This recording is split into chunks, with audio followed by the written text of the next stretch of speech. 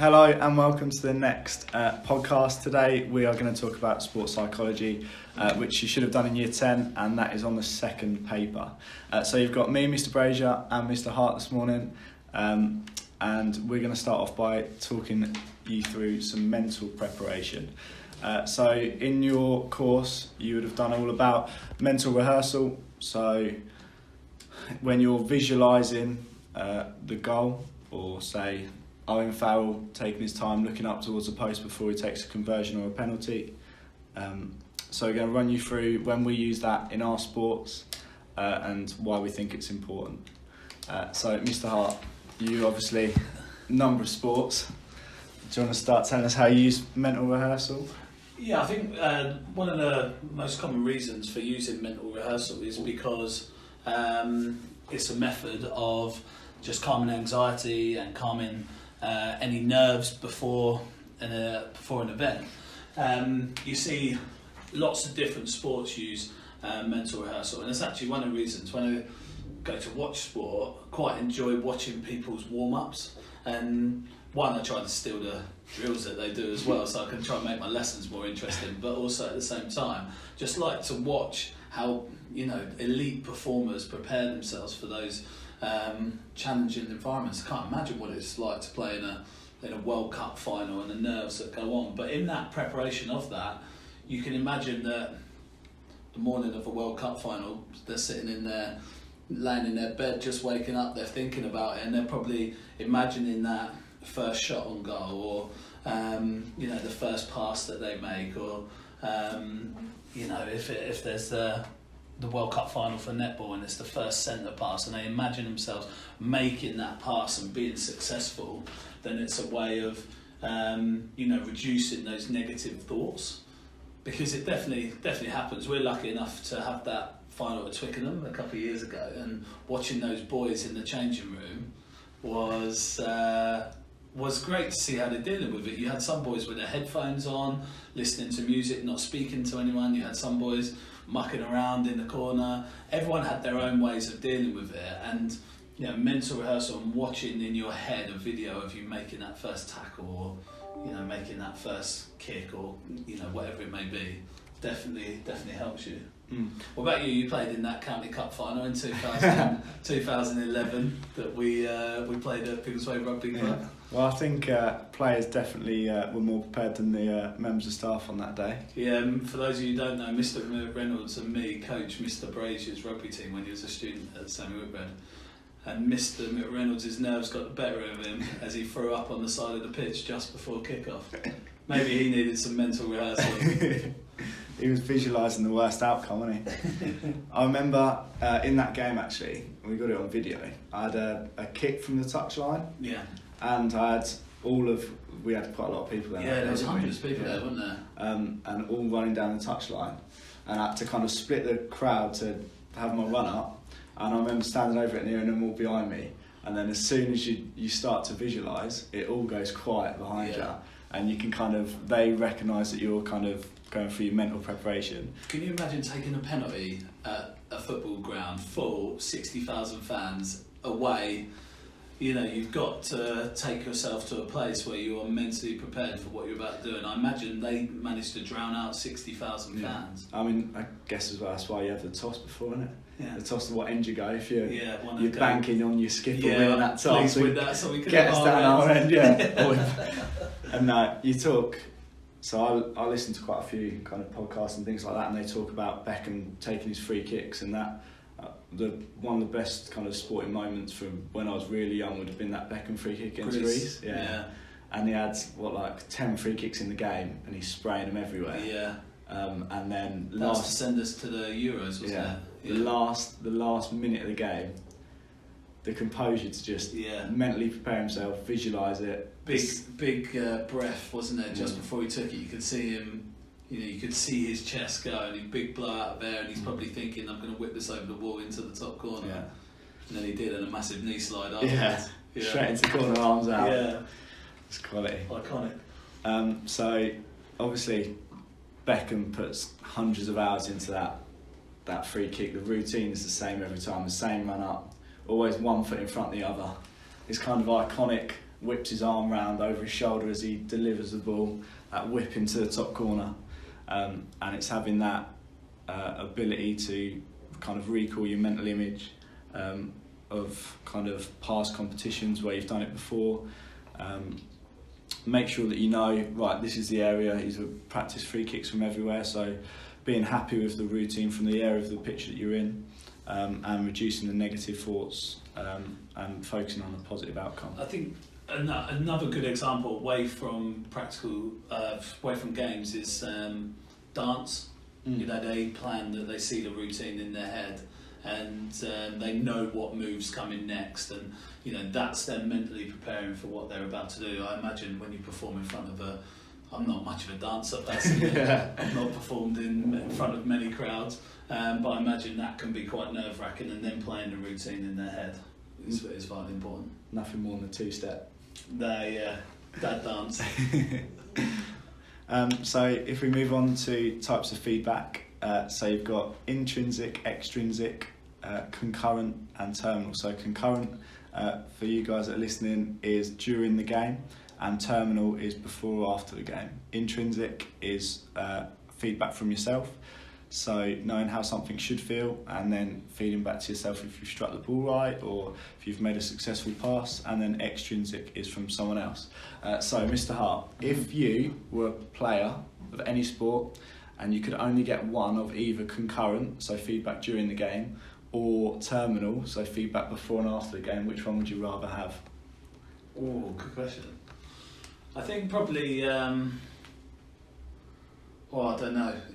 Within the game, sometimes those tactical changes you can make or technical changes you can make to your performance can really influence the outcome immediately. But the detail that you can go in for terminal feedback afterwards and the long-term improvements is probably greater. I'm never a massive fan of immediately after a game giving feedback, but if emotions are high. Yeah, emotions are high. If you've lost and you're going to give some negative feedback, no one's listening to what you're saying. When Goldman kicks off straight after a game, it's not goes in one ear out the other. Yeah. So the net terminal feedback doesn't have to be immediately after. It can be at the next training session you have. So if you play on a Saturday and you train on a Tuesday, then you know that's still terminal feedback as it's happening after the performance, and that can be, those conversations can be really beneficial. I think just going to that intrinsic feedback, obviously to have that intrinsic feedback you need to be a more developed performer, so you need to have experience to be able to know how it should feel, or you know, so both me and Mr Brasier play a lot of cricket and been lucky enough to play against each other quite a few times. I know when I've hit him for six, I can feel it on the bat if it's been a good shot. You know, you get to know how it feels, and in your hands, in your muscles, I think most people who have struck a football sweetly on the volley know immediately if they've struck it sweetly. However, if you think about the complete beginners, hitting a ball for the first time, I think, I've hit the ball, but they won't understand whether it's that good technique or good connection. So it's vital that they're, that little bit more. Yeah. So beginners would tend to rely more, novices would tend to rely more heavily on the extrinsic feedback, and that's where us as teachers and coaches, come into our own so that we can give those types of extrinsic feedback. Just going back to terminal, in the last 20 years of sports analysis and things like that has gone crazy, isn't it? Yeah. For giving people feedback, and you've got sites like Huddle that you guys use for reviewing the rugby games, and that Mr Goldman used it for the sixth form football, and sites like that where you can stop, you can pause the game, you can have a look, and you can give a player by player review of what they've done, how many successful passes, and things like that. It's just that terminal feedback you can get now. I know Miss Tripp has performed with a vest on to measure her GPS, to understand how much movement she's covered and how many sprints she's made and her top speed and all those type of facts and figures that you can get from performance now is a crazy amount.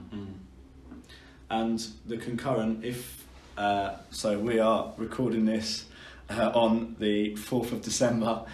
So England are playing, have just finished the T20 series in South Africa, and the latest kind of bit of concurrent feedback that I've seen is they've got a code up. So the dressing room relays a code down to the players on the pitch to advise the captain. So they've got 2 clipboards with a piece of paper in, and then every over or whenever they think they see fit, they change the numbers and the letter for a code to the players to give them some advice. So obviously that's not detailed. Obviously they've got a code, and it's not detailed to the captain at the time, but he'll know exactly what those numbers and letter mean, and then he can kind of make his decisions accordingly, which is, I've never seen that before, have you? No, it's pretty innovative and actually proven to be a little bit controversial. Yeah. Other teams aren't happy about it, but if you think that, or in injury breaks in most sports, you're seeing coaches shouting messages onto the pitch, or half times, all those type of things. There's constant feedback being given from coaches to try and improve performance and change the outcomes of what you're doing. So the next topic is types of guidance. So you've got visual, verbal, manual, which is a hands-on approach, and then mechanical, which is using an aid. If we start with mechanical, so a really kind of strange example of mechanical guidance that I've got is a few years I did a trampoline course, and obviously when you're teaching pupils how to flip, having a manual hands-on approach can be inappropriate at times because you've got the risk of slipping and the pupil hurting themselves, us hurting ourselves if we get a foot in the face. So an example of mechanical guidance was they give us a judo belt to wrap around the performer's waist, so then we can stand at the side, we can have one hand on their back, hold the belt with the other hand, and then as they jump up, help them flip round, use the belt to stabilise them, so make sure that they land safely. So that's kind of I think the probably the family fortune's top answer will be a swimming float. Yeah. You can have guidance from, you think back to when you first started learning how to swim, and you have the float out in front of you, and that keeps you on top of the water, and you're able to kick your legs and focus on your leg technique, and also get the ones that hold your legs still, and you can focus on your arm techniques. Those type of guidance that enables you to learn to swim is vital. Just thinking back to our cricket, the mechanical guidance of a bowling machine, firing balls at you into specific areas that you're trying to work on. So if I know I need to improve my cut shot, I can set it up so the ball goes to that shot every single time. So the benefit of using mechanical guidance is you can be very specific with what you're trying to improve on. The negative of that is that it's not very game realistic. With Mr Brasier bowling at me, he doesn't bowl it in the same place every single time. It may get whacked to the same place, but he does it. He mixes up, so it's not actually realistic to do the same thing over and over again. I think earlier on we talked about novice performers. Verbal guidance is visual guidance is definitely the best form for beginners because they don't know what it should look like. Yeah. So by doing a demo, they can then see it and think, oh yeah, I can do that, and they can copy it. It just enables them. But it doesn't just have to be someone performing the skill in front of them. It could be a video clip, just showing an example of someone doing something and then copying it. Can you think of anyone that's copied anything that's happened recently? I think of people love when Ronaldo first started playing in the Premiership, step overs become such a major thing. People just copied him because he was amazing at it. When I was younger, it was always the Ronaldinho flip flat. And you'd watch a video of it and you'd try and wrap your foot around the ball as quick as you can and get the other one. I can do a bit of that. And, sometimes the ball goes all over the place, doesn't it? Just kick it out for a throw and you're like an idiot. idiot. See my step overs. So visual is obviously amazing for a beginner because they can see it, and then a massive positive for verbal is you can adapt it for the experience of the performer. So if, for example, you've got someone who's just starting to play tennis, you're not going to say, right, I want you to serve the ball, throw it up to so high, make sure that your weight is going through the ball, arm back. You're going to keep it nice and simple. You're going to tell them, have the racket above your head, slowly throw the ball up, watch the ball all the way as you serve over the net, whereas obviously verbal wise you can get as detailed as you can get. And that's the big advantage about verbal, is that you can go into more specific terminology. So if you've got an advanced performer, someone who's really talented, you can go into that intricate detail and that terminology that's really key. The problem for beginners is they may not know that terminology, so it becomes a bit pointless, and then they lose interest, and it's like people speak at you for a long time, you get bored, and then you switch off. Like this. It's like just still listening. Just explain what we're doing.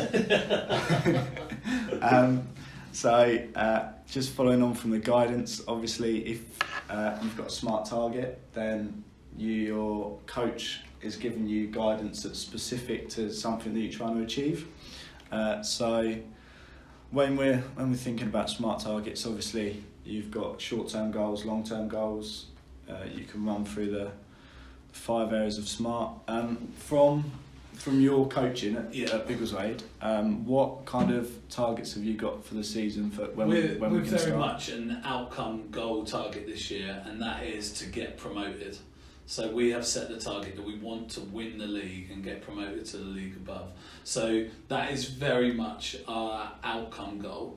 If we wanted to look at our performance goal, and that's obviously to do with how we're actually performing, and we're looking to play a more attacking, ambitious style of rugby.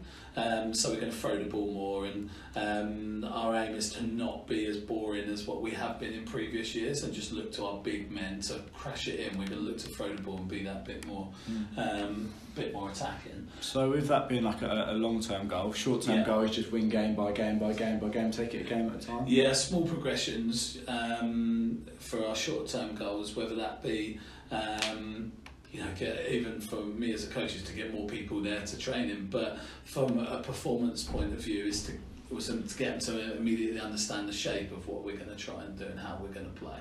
I think when it comes to smart targets, if we just talk about exam, and the most common mistake, and people get this wrong, is a smart target is just one target that has specific, measurable, achievable, realistic and time bound in it. So it's just one target. You don't set 5 targets, one for each letter. It's one target that covers all 5 of those, and that varies from sport to sport and the different type of things you've done, but just making sure that you have a set time to do it in straight away makes that you've got motivation to do it by this date. And one of the main reasons for setting a target is to increase motivation. And we can use your kind of target as an example, can't we? Because it's specific, because you're in the league, you've got obviously other competitions going on as well, but it's specific this season. We want to come out on top. It's measurable because you've got obviously league format, so you can see where you are. You can know at the end of the season, are you top, yes or no. It's achievable, obviously. If we finished 3rd last year, so if your team finished, we just want to finish a little bit higher. So that's definitely achievable. Realistic. If it wasn't realistic, then again links really well to achievable. And then time bound, you've obviously got a set number of games this season in the league, so you know when it will be done by, and it's this season that you want to have won it. So next topic is practice. So 4 types of practice. So practice structures. So practice is repeating an action over and over again. Copying, which is obviously seeing and then observing and trying to copy the actions that you've just seen. Trial and error, which is really good with motivated athletes because it's going to take a long time for you to perfect a skill. So highly motivated athletes are more likely to stick at it and not give up. And then role models. Role models growing up? Brian Lara in cricket. None of these guys will know who he is. Yeah. Absolute hero. Yeah, he just whacked it. That's why that's probably why I play the way I do now. Probably why you kept getting whacked everywhere when you bowl at me, mate. But yeah, obviously having a role model to copy is vital. And so that you can model my game, and his quick hands and big back lift and just whacking it is probably what why I did it the way I do it the way I do. Yeah. But if we go into a bit more detail on practice structures and massed practice, so that's where you train without any intervals, and it really does promote your high level of fitness. It's tough. Mass practice can be really tough to do. So therefore, if you're going to choose that style of practice, it's vital that the performers are experienced and they know what they're doing. Because if you pick up a complete beginner with poor fitness, they're not going to be able to survive mass practice. Yeah. We first training session after lockdown last night, we did a VO2 max test. There were some people struggling in that.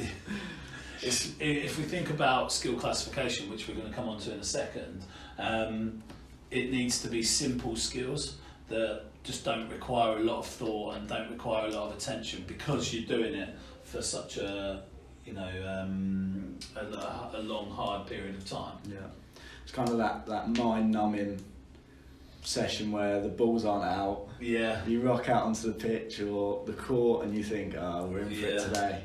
I think something like basketball free throws. In Coach Carter, you're not allowed to leave my gym until you make 100 free throws. Yeah. That's mass practice. What a film that is. Very good. Definitely get top 10, one of the top 10 sports films of all time. Yeah, behind Remember the Titans, Denzel. Get on that. And Goal 1, 2, 3. Classic film when he plays for Newcastle. Bending like Beckham. That's a bit of you. So distributed practice? Yeah, so that's different to mass practice in that you have more intervals. So it is broken up and allows the opportunity to rest, just to recover a bit, but also allows there to be feedback from the coaches. And if we link it to feedback, obviously that would be concurrent feedback in the middle of what you're doing. So it allows them to focus on something different. This is really good for beginners because they don't have that ability to focus for long periods of time. So by breaking it up and distributed practice is just broken practice, that will definitely encourage them a little bit more and probably increase their motivation so that they're willing to train for the period of time. It's also really good for people that are unfit. If you think about mass practice and just not, it's relentless, it's just carrying on and carrying on. You have to have high levels of fitness. So distributed, broken practice enables you to have a breather. Fixed practice is so obviously repeating a skill to promote overlearning. So that's kind of becomes ingrained, and you kind of, no matter if you, so say you do a golf swing 20, 30, 40 times a day for a month, all of a sudden that technique is going to become ingrained in your kind of muscle memory, and you're going to remember it. And if we're going to flow quite nicely into our classification of skills. This is for closed skills, so where the environment doesn't change, enables you to do the same thing over and over and over again. And that basketball free throw we just said about, it is that same process every single time, so that you don't need to change the environment because what you're going to do is the same. Yeah. Variable practice, so involves using different methods to achieve a learning goal. So that could be perfect for open skills. And when the sporting environment tends to change, so it could be a 2v1 in a football drill, it could be the same in a netball drill if you're having to react to something that's happening. Say, coach might throw a ball in at a random point. Yeah, I did one last night at Big Side training where defenders were coming from different angles all the time, and they didn't know which defender was going to come from which position. Because that is so variable, the people entering the drill at that moment, it's such an open skill. The environment's constantly changing. You don't know if you've got a defender coming from the left, from the right, in front of you. So you have to react and respond to the constant changing of environment, which is an open skill. Which I think brings us on quite nicely, doesn't it? Yeah. Last kind of subtopic in this is going to be the classification of skills. So we've got 3 continuums that we're going to talk about. We're going to talk about open and closed, complex, and then basic and simple, or high organisational and low organisational. Should we start from the top, open and closed? Yeah, so with the continuum, it's, you probably remember from your lessons, it's a line, and on one end of the line is open and one end of the line is closed, and different skills can be placed anywhere along those continuums. And the basics of this is it's all about the environment and how it changes. So open is a constantly changing environment, and this is often what happens when there's loads of opposition, because in team games where there's opposition, they're always moving or changing, and the environment's constantly being different all the time. Whereas the closed environment is always the same. So if you are a shot putter, it doesn't make a difference about the environment is always the same, the circle's always the same, the weight of the shot is always the same, everything you do is always the same, so therefore it couldn't be any more closed. And it's very interesting. I find this one, quite interesting, where people place different skills, and sometimes they're not right the way to the end, because, so for example, a tennis serve, although the tennis serve is always going to the same box, it's not fully closed, because say it's a really windy day, you throw the ball in the air and the ball gets blown slightly. It therefore changes the stroke slightly. Also the opposition, if they were depending on where they stand, where their weaknesses are, the surface that you're playing on. So although it is a closed skill, it's not a fully closed right at the end of the continuum. It would move along the continuum towards the open end, but still very much a closed skill. And the majority of them are going to be somewhere between open and closed. It's really difficult to find a purely closed kind of skill and a purely open skill. Everything's going to be on that continuum somewhere. Where complex and basic. So instead of open and closed at the end, now you've got complex and basics, and this is all to do with decision making. So if you've got loads of decisions to make, then it becomes a complex skill, and if there is no decisions to make, then it's a simple skill. And again, these often games-based stuff, requires more decisions, because you've got to think about your opponents, your teammates, all of those kind of things. You've got to take into account loads of different decisions to be made. Whereas certain skills, and we keep coming back to free throwing basketball, is a simple skill, because there aren't any decisions to be made. You just got to put it in that hole. See that basket, put it in, drop it in there. And for most of them that are 7-foot giants, it's literally just a flick, isn't it? Put it in. Not for Mr Nicol or Mr Sinclair. That's a long throw. So high and low organisational. So high organisational is a skill that is difficult to be broken down. So it's something that happens quick. So it could be a golf swing or a baseball shot, cricket shot. And a low organisational skill is something that can easily be broken down, like triple jump. This is probably the one that students get wrong most. So the key is, can it be broken down? Can you teach it? Can you focus on different parts, or does it have to be all done together? And earlier on we were talking about swimming stroke. If you can break it down and do arms, then therefore it's a low organisation skill because you can just focus on one. Whereas a golf swing, you can't just work on one aspect of it, you've got to whack it all together. Wicked. Alright. Yeah, quality. Well, that's 30 minutes of your lives you're never getting back. So thank you very Good much chat. for listening to us, and we'll see you next time.